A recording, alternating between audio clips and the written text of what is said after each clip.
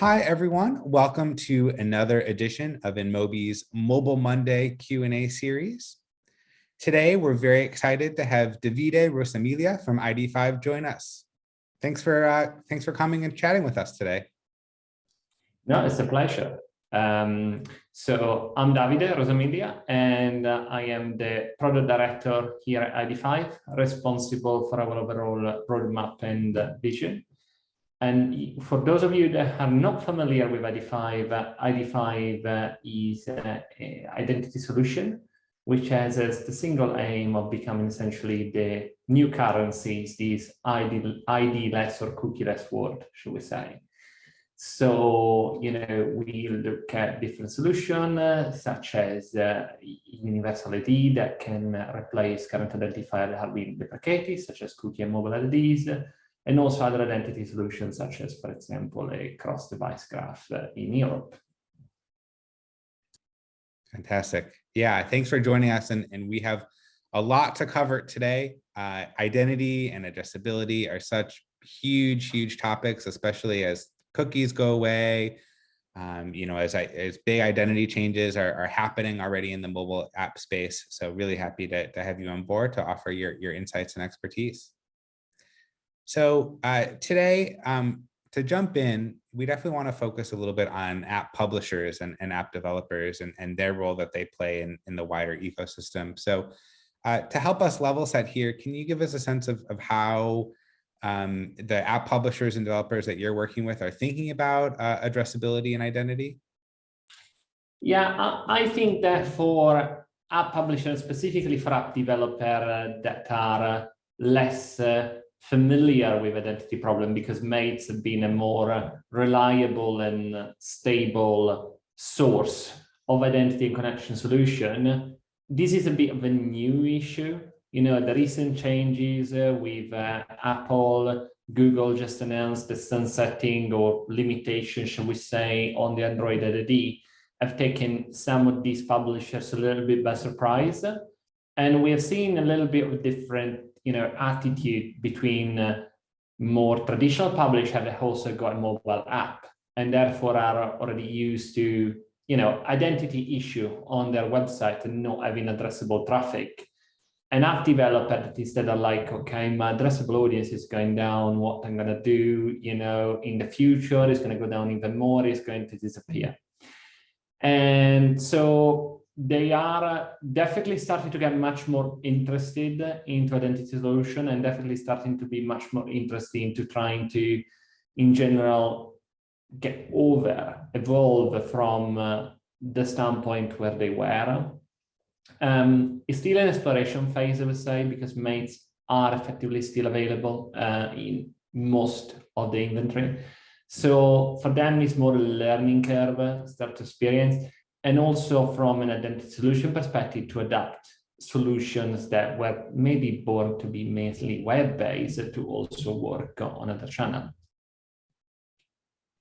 Yeah, I think that's interesting. I would imagine too, especially the publishers that have a robust web presence and an app were perhaps a little bit more prepared. They knew what identity solutions were out there and what may work. So they may be a little bit more prepared than sort of the app first players. But certainly it sounds like those, app developers are definitely kind of getting wise to the current reality and are definitely looking more into identity solutions at the moment. Yeah, I would say so. I think really it's been probably the past 6 months where there has been the most activity, inquiries, and generally speaking, interest. And I would say it's not just necessarily the app developer themselves, but it's also potentially the demand pushing them as well, because the less addressable traffic they see, the less they invest, the less they spend. So, the demand is already not in every case, but in most cases, there is a generic digital umbrella team in the agency group, and there might be some mobile specialists, but they're all interconnected. So the demand is very familiar with identity solutions and going over limitation in terms of cookieless on the web. So it's easier for them to make the step to mobile app, but whilst for publishers that are completely new to it, they are now getting pushed into either an unknown or something that they've explored, but they're told, I don't need to invest time on this right now because there is no need. And suddenly they don't know how much time there is, and it's starting to become a little bit more of a pressing issue. And I think as a trend, this is just going to intensify from now till the end of 2023, basically. Yeah, yeah. I think that's really interesting. It's like publishers are always kind of being, sometimes can get easily sort of pushed. But yeah, I think that you bring up a good point. If app publishers and developers want, to monetize, and advertisers certainly, want addressable ad inventory. So I think publishers have to take steps to, to meet that demand accordingly. And so from your perspective, what concrete steps are you seeing app publishers really take at this stage to ensure that their inventory, their ad inventory is more addressable? Yeah, it varies. It varies a lot, right? From, as we said before, the hybrid, should we say, publisher, which are mobile stroke desktop, and they've got both solution. They just want to go for an implementation, or generally speaking, have a solution. There is not that much education to do. They get it. It's just a change in the way that maybe the data is collected and the different environments, and maybe it's not anymore a client side, there's such a pixel implementation that they have to do, but it's a different type, which is more server to server, or is transparent to the user. For mobile app developer, it's more in the learning phase. They're like, okay, what can identity do for me? How does it work? Does it really work? All of the questions that basically we have to go through with publisher, I don't know, a few years ago, when we started to talk with, more web-based publisher at that point. So you're finding there's still, it's education, but less about, this is what's happening in the industry, but more the sense of this is what you can do about it. Yeah, I think if you have not been living under a rock, you do know that there is a trend in the industry, and that now it's getting much more mainstream than before. Before, I do remember a few years ago when I was speaking to clients or partners, and they were saying, "Oh, let's just exclude Safari from our media plan from the demand side." And publishers were like, "Oh, we're not monetizing Safari traffic." Okay, who cares? And then Mozilla started coming out and say, "Okay, it's not very much still." And then suddenly grow to 40% of the overall traffic. And then at the same time, you start to have trends in app, you start to have, Chrome calling the cookie apocalypse, and now the mobile ad, not apocalypse, but nearby.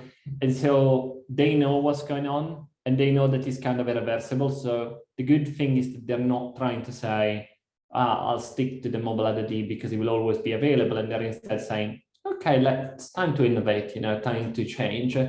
But they're not familiar on how this solution works. So they still need to educate, probably speak to actually a few identity providers, understand what's the difference, how does the landscape look like, do we go for, a deterministic solution, which used only logged in data? Do we go for a more scalable solution? These are all questions that have been answered before for more traditional publisher and start to be answered now by app publisher.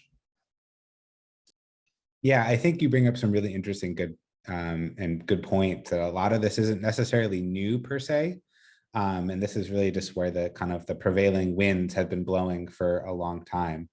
And I think it's really interesting. You mentioned there's kind of different ways that publishers can take, and figure out how they could be making their inventory addressable, while still making sure that they're being compliant, with the very industry regulations and legal frameworks. Are you seeing app publishers, kind of take kind of specific tacks? Are some just kind of making, their inventory more available contextually? Are you seeing some like probabilistic attribution become more common?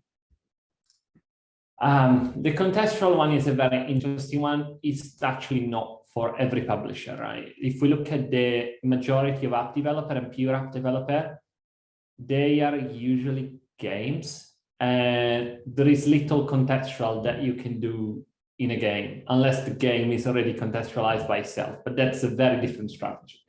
So not everyone has got the luxury, sure, like news publisher can go and contextualize it based on the content. I mean, they do that on the web as well. It's not all about identity resolution, it's also involved in that. But there is a huge amount of app developer which have got very popular game, you just can't do that. So, you know, in terms of probabilistic attribution, I haven't had that many discussion about it really. I'm sure it's in the background, but the majority of traditional, you know, attribution solutions are concentrated on the demand side, at least in app, and they are also the analytics platform, right? And I feel like there will need to be some evolution there happening. They work in a slightly different fashion than web attribution work through. So some of them just work on the install. And that's fine from an analytics standpoint. It tells you all the analytics that you want about your user base, etc., for the demand side. But in terms of connecting it to the actual app, then they use a mobile ID solution, which, you know, will need to probably evolve. That's probably going to be the last piece of the puzzle, because if I even take a more abstract view and remove myself from the publisher, if you look at, you know, the adoption of identity solution, the first one to adopt it or to be interested into the issue, we say, have been advertisers, and then publisher, and then the last, the platforms, simply because for a platform that transacts with a lot of advertisers, so that does an analytics solution for a lot of publisher and advertiser, etc., is a much more bigger undertaking than for a single publisher and single advertiser say, you know, let's just add this identity solution to our tech stack. It's much more dramatic in terms of the changes that need to happen. It's much more delicate because you don't want to suddenly break your overall platform, right? And therefore, I think that that will be the last piece of the puzzle. We are a step beforehand, which is we're speaking to the advertisers are on board. We're now speaking to the publishers, and then we're also speaking to the platforms, obviously. But you know that will take a little bit more time. Yeah, I think that you bring up some really interesting points, and I think it really just speaks to the complexity inherent in the mobile app ecosystem. You know, just how, because it's a little bit of a more closed environment when you're talking about apps, you know, just kind of options are potentially off the table. And certainly I think as you know, there's just a lot of stakeholders that need to be involved in the mobile in-app side that maybe, you know, it's a little bit more of a direct or just fewer players that have to be involved on the website. So I think that's a really interesting point. Yeah, and I think one thing too that's been very interesting is that there are, as you mentioned, there are kind of multiple ways that publishers can be thinking about addressability and identity and different options that are on the table. You know, as a result of these different options, you know, what can be done sort of across the ecosystem to make sure that there are solutions that are interoperable that can be, you know, successfully used and leveraged by all these various stakeholders? Yeah, I mean, it's a difficult one. If I understand your question correctly, there are, I think solutions can be found locally or better in silos, right? So a publisher can find a solution for themselves, for example, right? In the identity ecosystem. And that can work for that publisher, but will then potentially be of little value for the advertiser because the advertiser is buying across multiple publishers, right?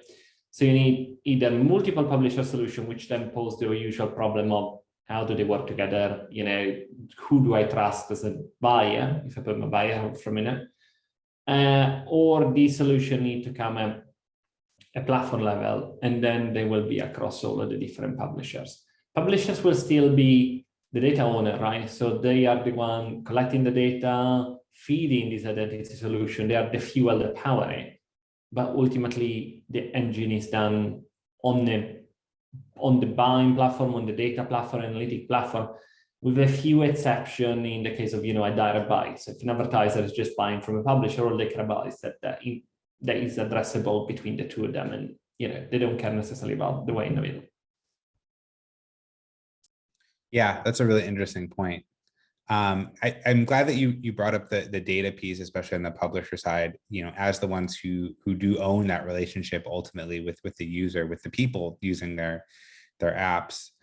There's definitely been a lot of conversation I'm seeing in our space about first-party data collection and first-party data sort of being almost a panacea to a lot of these issues. Are you seeing app publishers and app developers that you're talking to think differently about first-party data, taking more concrete steps to collect it? I mean, I see even as a user, right? So I like to play games every now and again when in downtime, and I have been amazed by the amount of registration requests that I now receive when I use apps, even the free apps on news, etc., starting to request user to register, and they say, hey, you can access all the content you want, you don't have to pay for it, but you have to register, otherwise you can only access a set amount of article. And this is part of the value exchange, right? So they are collecting data of the user in exchange for using the service. The transition will take a little bit of time, and obviously the worry of publishers is, am I going to lose a user base? How many users are going to take the extra step? If I'm the Guardian, I can ask people to register, but if I am a small, little, long tail app, I might just lose them and they might go to someone else. Possible, but I think it's also realistic to think that for all of your users, for all of your app visitors, you're going to have first-party data. And it's also realistic to think that those first-party data are going to be quality data. Because, how many times you have to register, fill in a form, even just name a few things about location, etc., and you just, you lie. You just add random information. So if publishers want to be truly scalable, first-party data has got its own place, and definitely it will differentiate publishers, right? One across the other. What data we got available? How is it valuable? How can I create audiences from it? But you still probably need a common currency to transact across them. I find it unlikely that DSP will start to transact on age and gender or income information, as a differentiator. And they're also not going to necessarily trust, because it's happened in the past, publisher to send over income information or anything like that. There will be an advertiser to advertiser implementation and decision to trust a different publisher audience. But as a base, if that's not available, if the advertiser is bulk buying, that needs to be standardized. And this is why you need an identity currency and solution that can join together all of these data points.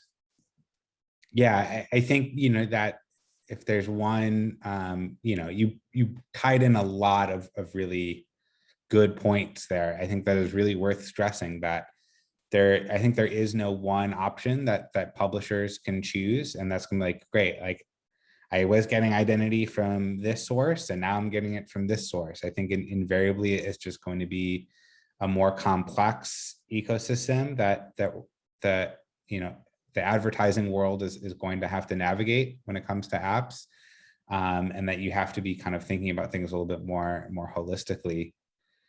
So I want to end things off, I think, with kind of a bit of a whopper of a question. So, I think as we've talked about, I think there is this need for advertisers to have identity to make sure that their ads are going to the right people. And so there's a greater need for app developers, app publishers to make sure that they can meet that demand, and that they can, show ads that are going to make sense for the user and not be considered spammy or unwanted or irrelevant. At the same time, we are seeing a much greater demand around privacy, Users want to have much more control and say around how data about them is used and collected. So these are kind of two sort of, in some ways, ideas at loggerheads. What can the advertising ecosystem at large do to make sure that we're, respecting both of those needs? Yeah, this is the famous question, which is in everyone's mind today, especially here in Europe. GDPR and the seizures on TCF, etc., happening right now. The publisher are the gatekeeping of the user data ultimately, right? That's quite the truth. They decide what to collect, they decide how to collect it, and then decide when and if to send you. On that note, they can also have a dialogue with the user, and this is where potentially publisher have taken a little bit longer compared to standard publisher, because they didn't have the cookie banner. There are no cookies. They didn't have other features that they needed to have, and even CMP are only start working up right now. My advice would be start the dialogue. That's what the publishing industry should do. Ask for permission and be quite clear, not just for satisfying the regulator. Different geography, different regulator. In some geography, I can get away without asking for any permission or any consent, right? But one, you never know how the regulator will evolve. Two, you don't know how your user will react. And three, everyone can be victim of scandals later on, or questions like, okay, you could have asked for permission, why did you not ask? And the answer, I didn't have to, is not always the best answer, right? So my advice would be start the dialogue or collect consent and get all of your users on board with it in a way or another. And, then just use this data sensibly. Anonymize it or just group them. I mean, there are plenty of working groups in the industry at the moment that are all about this, about how do we enhance privacy for different users. And I think they're coming out with some good results, so they are scaling up to it, but they will need the cooperation from everyone in the industry, from the platform, the identity solution, but especially publisher and advertiser, which are ultimately the data collectors. Yeah, I think you thread the needle very well there. I think that makes a lot of sense of just, it's all about education and making sure folks know what's happening, and that, being thoughtful and respectful, even when you do get that consent. I think that definitely is the way to go. And certainly for myself as a user, definitely, what I would hope the publishers and apps that I use on a daily basis are thinking about. Well, fantastic. Yeah, we've covered a lot of ground as it relates to identity. Any final thoughts or word of advice for any app developers or publishers tuning in? The only thing that I would say is don't wait. There could be a tendency sometimes to wait whilst there is a viable solution, but it's a lot easier to implement a solution with 1 year lead time, or whilst it's still not a business critical problem, than when instead you need to do it in a week, because otherwise you are not going to have any addressability whatsoever. So if you haven't started, start your identity journey now. And if you have started, make sure you prioritize it accordingly against other initiatives. Yeah, great advice. Fantastic. So if folks are interested in reaching out, if they have any questions or want to chat more, how can they get in touch with you? Yeah, sure. I mean, we do have various different ways of communicating. If you go on our website on ID5.io, you will find our emails for contacting us, or you can also reach out to me directly on LinkedIn if you got any question. And yeah, just be in touch however you fit. Fantastic. Great. Well, yeah, thank you so much for your time. Really appreciate your insights. Thanks for joining us today. And everyone, thanks for tuning in. Thank you, guys. See you soon.